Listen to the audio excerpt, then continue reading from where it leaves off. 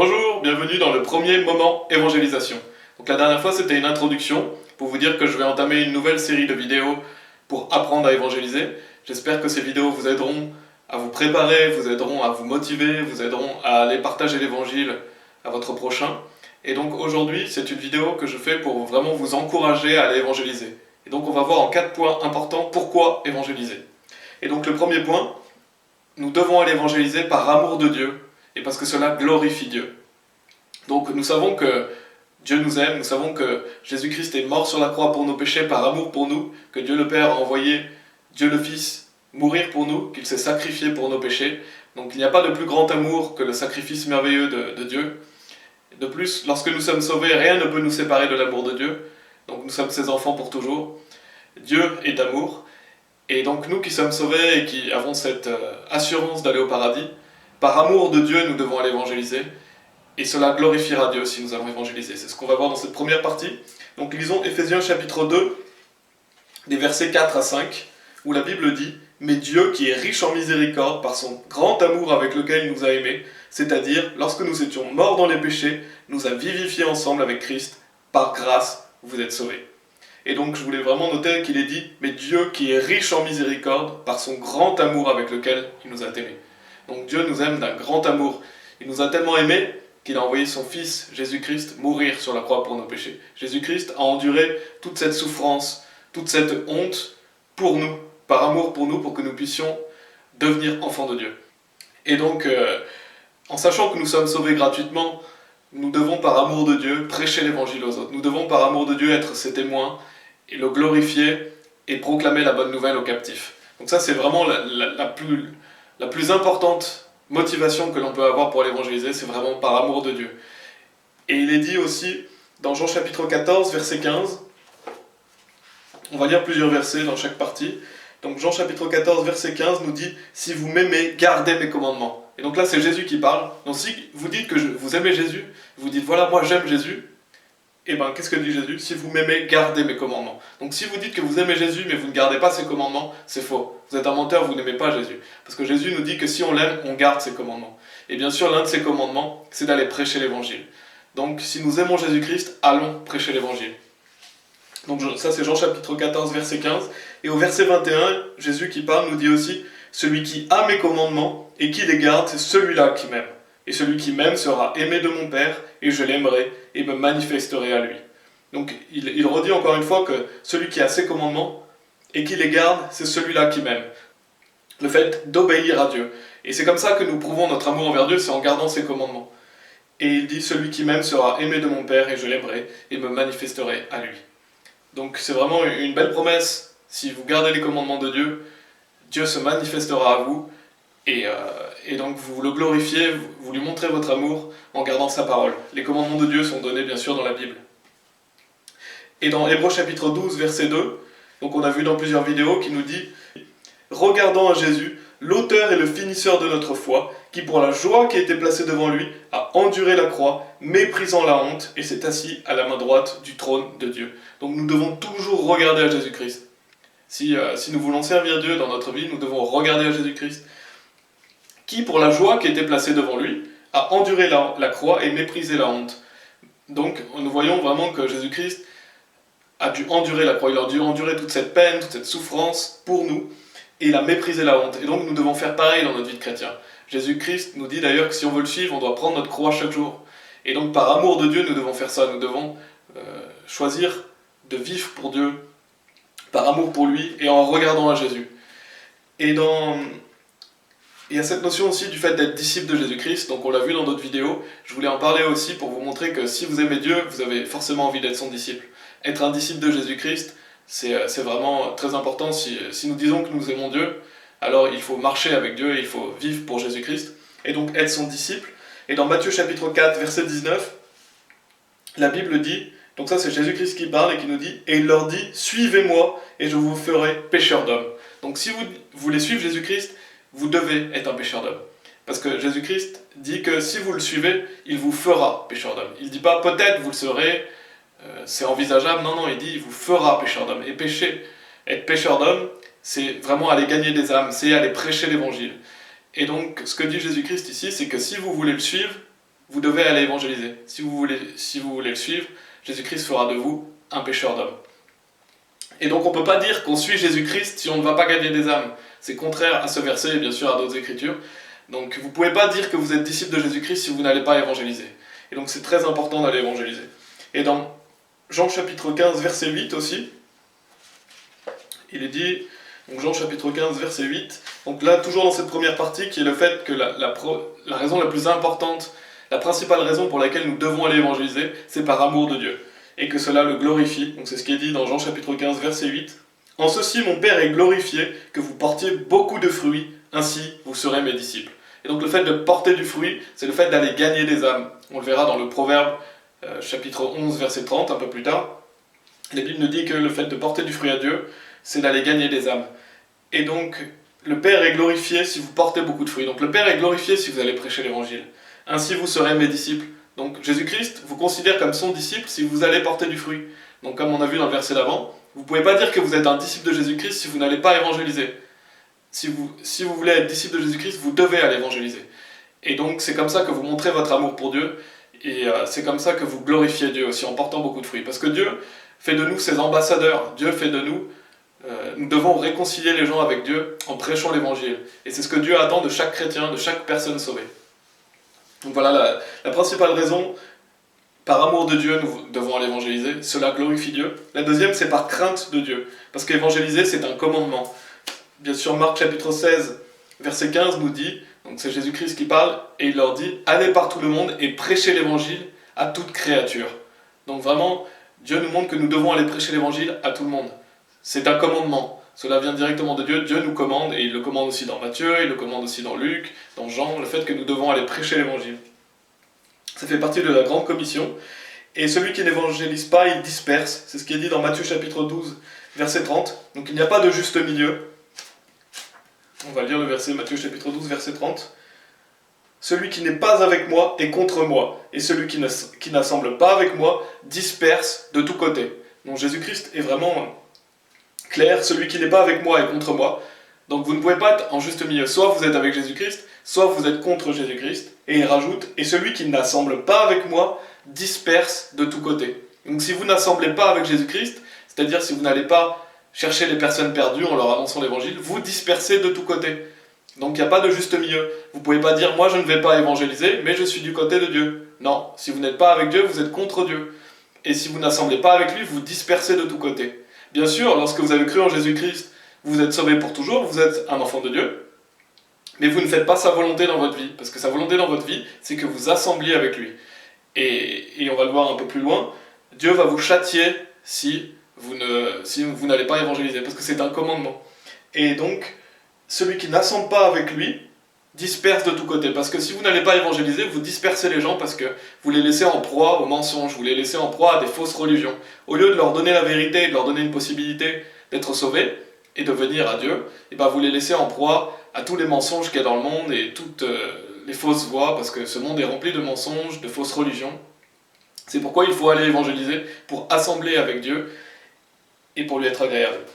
Et donc c'est un commandement de Dieu, nous devons craindre Dieu, et Dieu va nous châtier si nous n'allons pas évangéliser. Bien sûr, la Bible nous dit que celui que le Seigneur aime, il le châtie et fouette tout fils qu'il reçoit.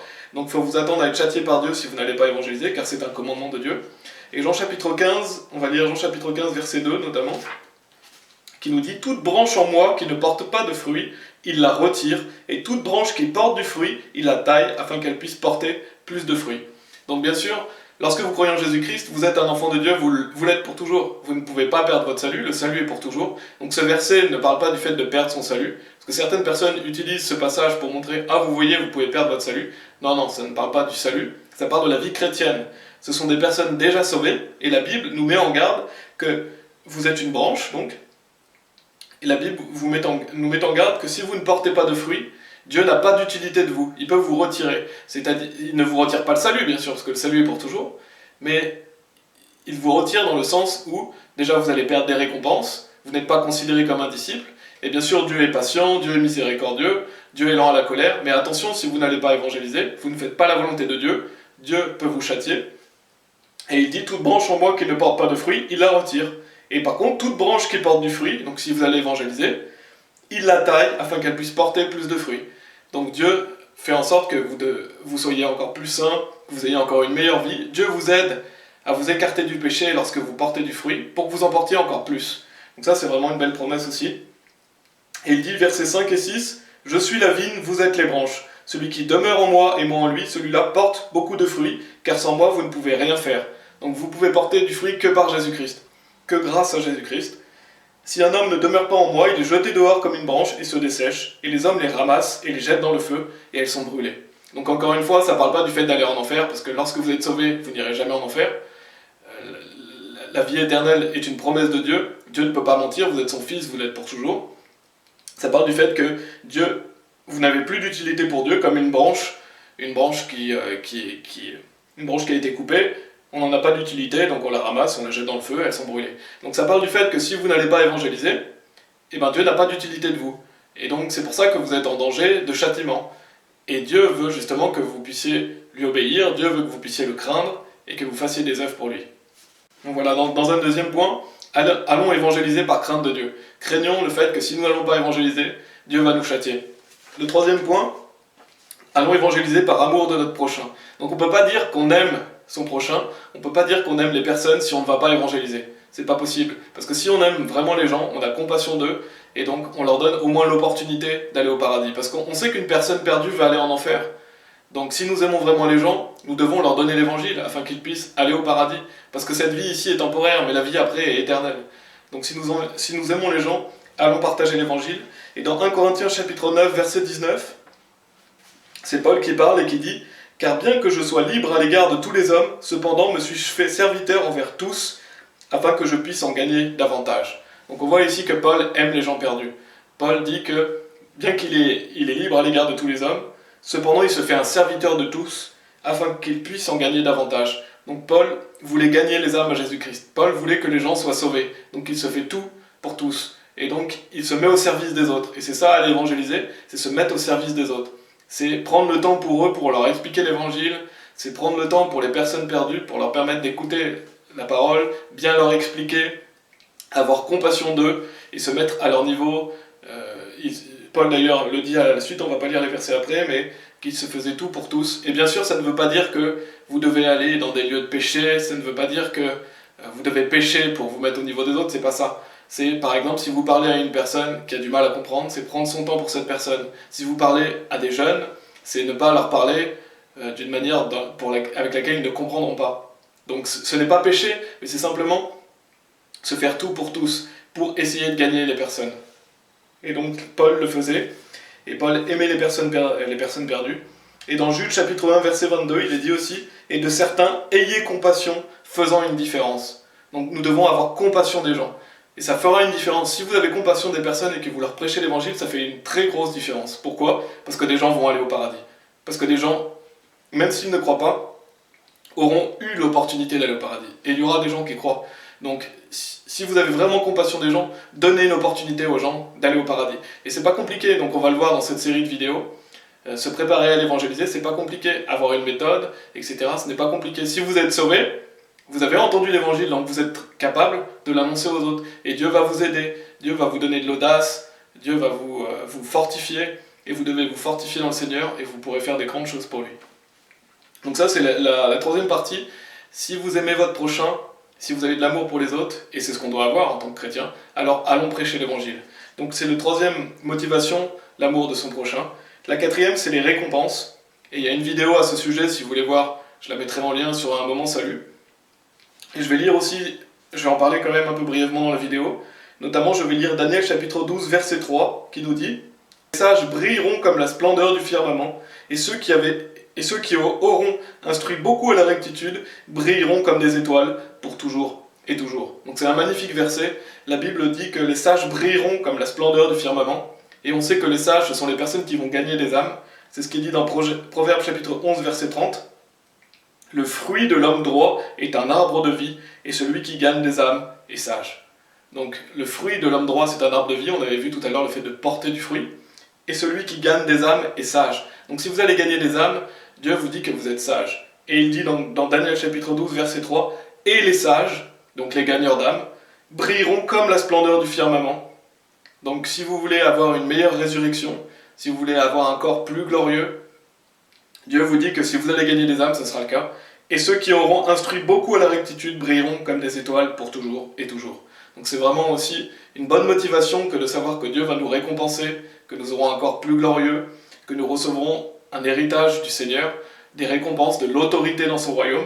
Tout ça, c'est dit dans la vidéo que je mets en lien si vous voulez plus d'informations. On va lire aussi Hébreux chapitre 11, des versets 24 et 26, qui nous dit « Par la foi, Moïse, lorsqu'il fut plus âgé, refusa d'être appelé le fils de la fille de Pharaon, choisissant plutôt de souffrir l'affliction avec le peuple de Dieu que de jouir des plaisirs du péché pour une saison, estimant l'outrage de Christ comme une plus grande richesse que les trésors de l'Égypte, car il avait égard à la rétribution de la récompense.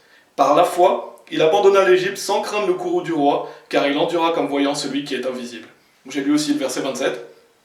La Bible nous montre que Moïse, plutôt que de jouir du plaisir du péché, plutôt que de rester en Égypte et d'avoir toutes les richesses, tout le confort, il a préféré choisir de souffrir l'affliction avec le peuple de Dieu, estimant l'outrage de Christ comme une plus grande richesse que les trésors de l'Égypte, car il avait égard à la rétribution de la récompense. Et après, il est dit, comme voyant celui qui est invisible, à la fin du verset 27. Donc on voit que Moïse voyait plus loin que cette vie. Il voyait les choses qui l'attendaient après. Il voyait la récompense qu'il attendait du fait de choisir de vivre pour Dieu, du fait de choisir de vivre la souffrance et l'affliction avec le peuple de Dieu. Parce que lorsque vous vivez pour Dieu, vous allez souffrir la persécution, c'est ce que dit la Bible. Vous allez souffrir comme Christ a souffert, parce que nous sommes des imitateurs de Christ. Donc Christ a enduré toute cette souffrance, toutes ces difficultés, toute cette honte, et en tant que chrétiens, nous allons être haïs par le monde, nous allons vivre des difficultés, des persécutions. Donc nous devons choisir de vivre comme cela en voyant la récompense, en voyant les choses qui nous attendent après, et le fait que nous allons vivre dans la gloire de Dieu. Donc Moïse avait fait ce choix, et c'est ce que nous devons faire comme choix en tant que chrétiens, de choisir de vivre pour Dieu, en voyant comme celui qui est invisible. Donc par la foi, nous savons que Dieu agit avec nous, nous savons que nous sommes son enfant, et nous savons que des choses nous attendent après.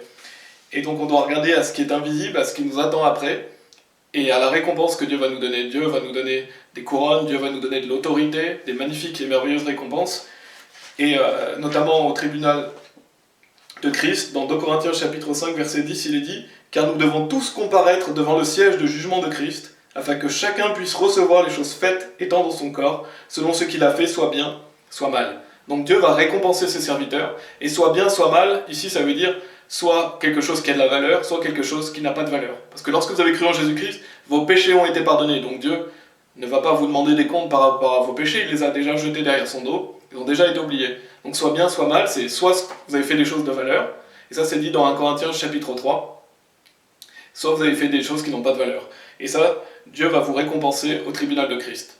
Donc vous pouvez voir la vidéo sur les récompenses, mais il y a le fait que vous aurez un corps plus glorieux, et le fait que vous serez récompensé au tribunal de Christ. Et voilà, donc ça c'est une bonne motivation aussi de savoir que nous serons récompensés, que nous aurons de l'autorité dans le royaume de Dieu, que nous pourrons régner avec Christ, que nous pourrons vivre éternellement avec ce que nous avons fait de bien ici dans cette vie. Donc voilà, je voulais vous donner ces 4 points qui me semblent très importants pour se motiver à aller évangéliser. Le premier et le plus important, c'est l'amour de Dieu et le fait de glorifier Dieu. Le deuxième, c'est la crainte de Dieu, donc le fait de savoir que évangéliser est un commandement. Si on ne va pas évangéliser, nous serons châtiés. Le troisième, c'est l'amour de notre prochain. Si on aime vraiment les gens perdus, alors on leur annonce l'évangile. Si on a compassion d'eux, on se met au service d'eux pour leur prêcher la bonne nouvelle. Et la quatrième, c'est les récompenses qui attendent les serviteurs de Jésus-Christ, et le fait que ces récompenses seront éternelles, et donc qui ont bien plus de valeur que cette vie présente. Donc voilà, j'espère que ça vous motivera à aller évangéliser. Dans la prochaine vidéo, on va vraiment rentrer dans la méthode. Aujourd'hui, c'était plus une vidéo de motivation, et toujours se rappeler ces choses-là, toujours méditer la parole de Dieu pour se motiver, et toujours regarder les yeux vers Jésus, les yeux regardant à Jésus-Christ. Donc voilà, la prochaine fois, on va commencer vraiment la méthode, et que Dieu vous bénisse.